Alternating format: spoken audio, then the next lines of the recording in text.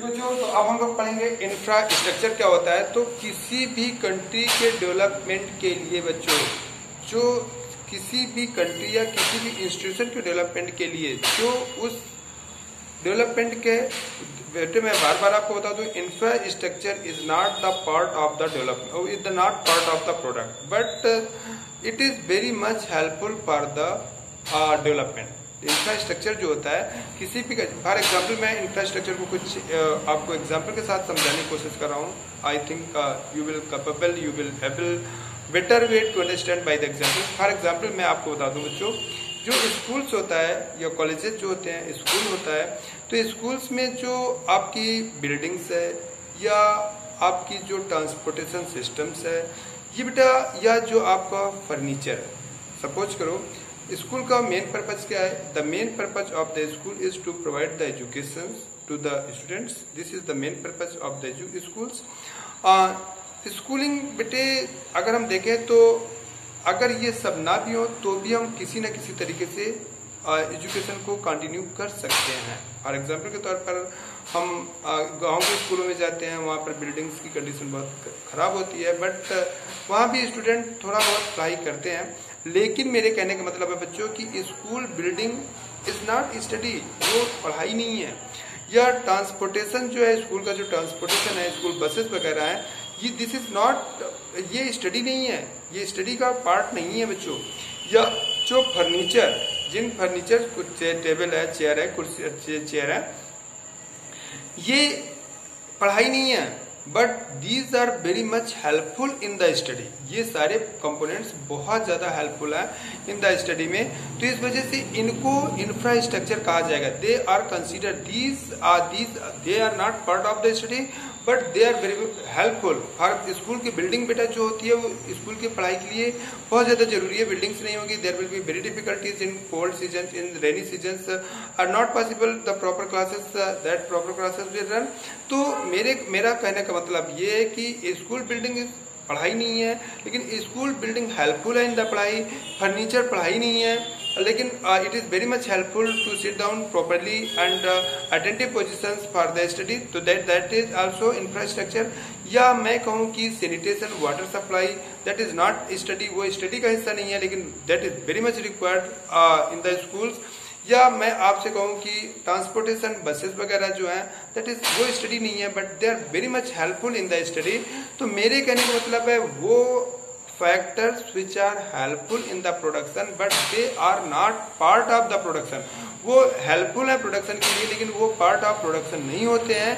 उनको बेटा हम लोग इंफ्रास्ट्रक्चर कहते हैं, और किसी भी सिस्टम के डेवलपमेंट के लिए infrastructure is very much required. Hall clear, सबको आपको समझ में आ रहा है बच्चों। तो किसी भी कंट्रीज के लिए या किसी भी इंस्टीट्यूशन के लिए, इंस्टीट्यूशन के डेवलपमेंट के लिए बेटा इंफ्रास्ट्रक्चर बहुत ज्यादा जरूरी होता है। Development of the infrastructure very much required, very much necessary for the development of the that sector.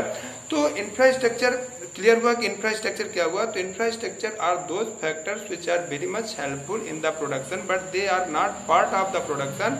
वो पार्ट ऑफ प्रोडक्शन नहीं है, लेकिन they are very much helpful in the production. Like हम बात करते हैं इंफ्रास्ट्रक्चर की, जैसे किसी कंट्री का रोडवेज सिस्टम्स है, रोडवेज या रेलवे सिस्टम है, बहुत डेवलप है, तो कहेंगे infrastructure of that country is better. या सप्लाई ऑफ इलेक्ट्रिसिटी है, तो वो भी क्या कहते हैं बेटा बेटर ही होता है। तो supply of electricity is also the part of the infrastructure because it is very much helpful in the production. बड़ी बड़ी मशीन्स अगर नहीं चलेंगी इन द ऑप्शन ऑफ, लेकिन इलेक्ट्रिसिटी प्रोडक्शन नहीं है, ठीक है, लेकिन in the option of electricity very big machines can never be run, result will that the production will be affected. तो those factors which affected to the production but they are not part of the production but they are very much helpful, they are very much required in the factor of these factors. In the absence of these factors production is not possible.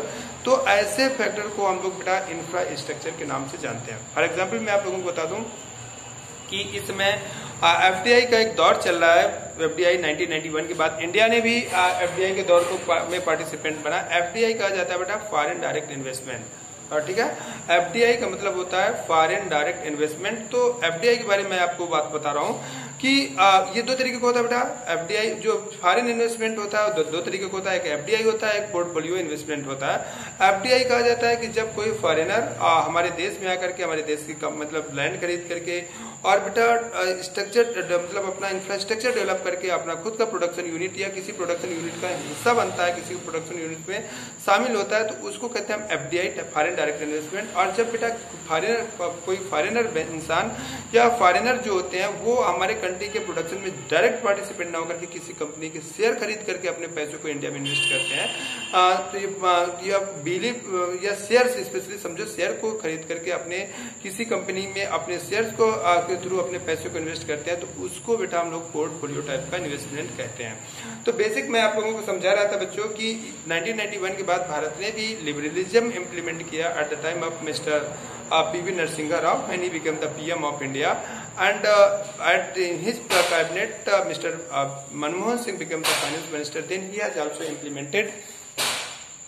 Then Mr. Manmohan Singh has implemented the policy of the liberalism. तो वो जो liberalism का दौर हुआ तो उसमें बेटे जब हमारे देश के लोगों ने दूसरे को इनवाइट किया, दूसरे देश की कंपनीज को स्टार्टेड टू इनवाइट कि आप हमारे देश में आइए और अपना प्रोडक्शन यूनिट को एस्टेब्लिश करिए, तो बेटे मोस्ट ऑफ कंट्रीज ने इंडिया के वो कंप्लेन किया कि इंडिया की कंडीशन बहुत ज्यादा इन्वेस्टमेंट के अभी फेवरेबल नहीं है because of the lack of the infrastructure, because of the availability of the poor infrastructure. उनका कहना था कि इंडिया का इंफ्रास्ट्रक्चर बहुत पुअर है। इंफ्रास्ट्रक्चर का मतलब just like roadways system, just like railway system. अब उनकी कंप्लेन यही है कि रेलवेज बहुत देर डिले, ठीक है, जो भी है, लेकिन वो पुअर है। तो या क्या कहते हैं सप्लाई ऑफ इलेक्ट्रिसिटी।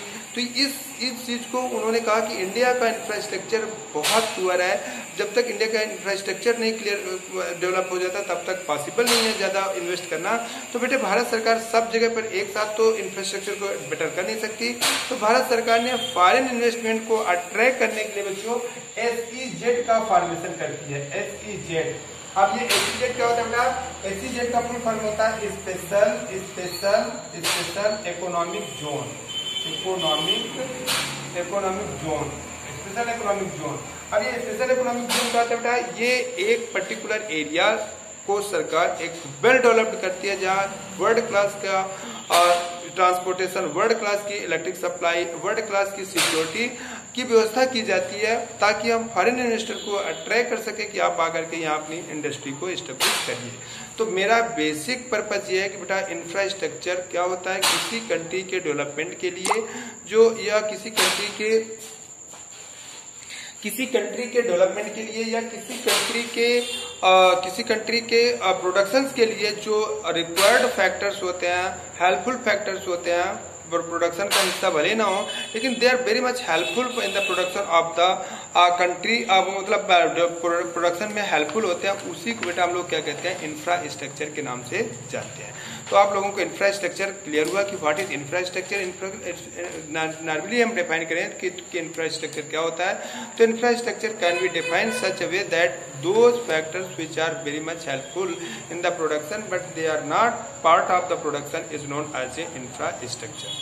तो इकोनॉमिक इंफ्रास्ट्रक्चर को डिफाइन करते हुए बेटे वर्ल्ड बैंक ने इंफ्रास्ट्रक्चर को डिफाइन किया, और वर्ल्ड बैंक ने डिफाइन करते हुए कहा कि व्हाट इज इंफ्रास्ट्रक्चर। तो वर्ल्ड बैंक ने कहा economic infrastructure include all the types of the, World Bank ने कहा कि इकोनॉमिक इंफ्रास्ट्रक्चर का include all the types of the services like जो पब्लिक यूटिलाइज की होती हैं, power, electric supply, telecommunication मतलब information systems, and piped water यानी मतलब प्योर वाटर की सप्लाई, सैनिटेशन सफाई व्यवस्था, waste disposal, waste management, waste collection, disposal of the waste materials, supply of the electricity and gas, public services, drainage system, development of the drainage system and development of the roadways, transportation systems.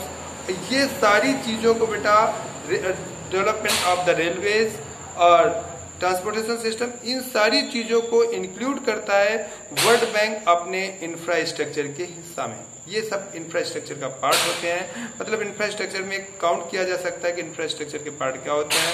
तो roadways होता है, electric supply होती है, water supply होती है, sanitation व्यवस्था होती है, वेस्ट मटेरियल को कलेक्शन, वेस्ट मटेरियल का डिस्पोजल, सैनिटेशन व्यवस्था, telecommunication systems and public utilisation की बाकी सारी services, distribution of the food materials properly, ये सब these are the part of the infrastructure.